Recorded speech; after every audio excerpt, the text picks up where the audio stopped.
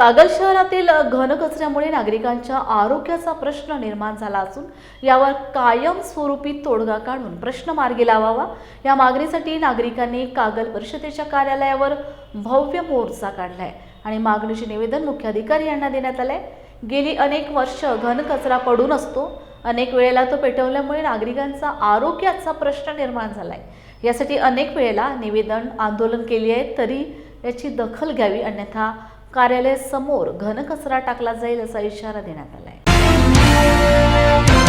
प्रभाग क्रमांक 3 मधून आम्ही सगळ्या महिला इथे जमलो आहोत आणि आमच्या ज्या काही समस्या आहेत, कचऱ्याचं जे काही आम्हाला त्रास होत आहे, त्या धुरामुळे जे काही श्वसनाचे आजार महिलांना, लहान मुलांना जे होत आहेत, यावर नगरपालिकेनं लवकरात लवकर उपाययोजना करावी आणि आम्हाला या त्रासातून मुक्त करावं, एवढीच मी नगरपालिकेनं इथल्या साहेबांना विनंती करते। कागलमधील प्रभाग 3 मधील महिला नगरपालिकेच्या कागल शहराच्या पूर्व बाजूला असलेल्या घनकचरा प्रकल्पाला वारंवार लागणाऱ्या आगीच्या घटना आणि त्या घटनेमुळे निर्माण झालेला आरोग्यास घातक असा वायू, धूर याचा त्रास प्रचंड आता वाढलेला आहे।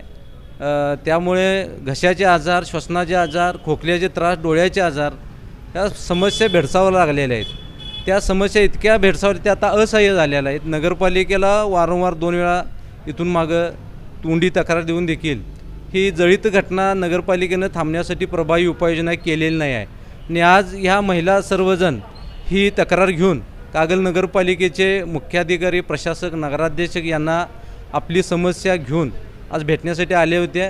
त्यांनी आपल्या अडचणी त्यांच्यासमोर मांडलेल्या आहेत। ही जर समस्या नाही थांबली तर आम्हाला आंदोलनाचा पवित्रा घ्यावा लागेल, अशी देखील या महिलांची भूमिका आहे। काँग्रेसच्या वतीनं प्रशासनाला देखील आम्ही विनंती केलेली आहे की नागरिकांचा हाल करून कुठली व्यवस्था होत असेल तर ते चुकीचं आहे।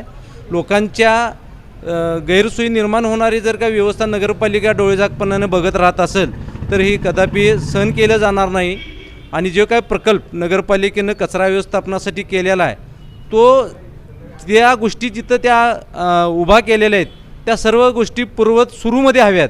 जर बंद स्थितीत जर तिथल्या व्यवस्था राहणार असतील आणि त्यामुळे कचऱ्याचे ढीग निर्माण होऊन तो कचरा नष्ट करण्यासाठी जर या घटना घडत असतील तर हे चुकीचं आहे आणि आज हे भेट घेऊन आम्ही नगराध्यक्ष, प्रशासक, मुख्याधिकारी पाटणकर साहेबांना याची पूर्ण कल्पना दिलेली आहे।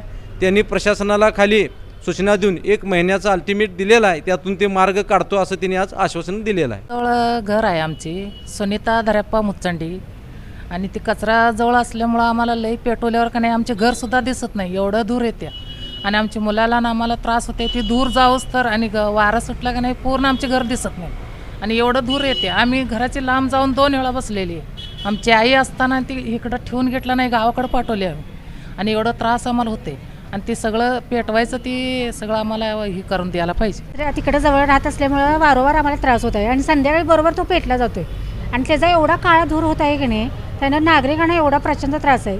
मी तर म्हणते सरांनी एक वेळ पेटला तिथं यावं आणि गाडी विजवायला तर लवकर येत नाहीत, पूर्ण त्याचा जाळ झाला तरच येतात।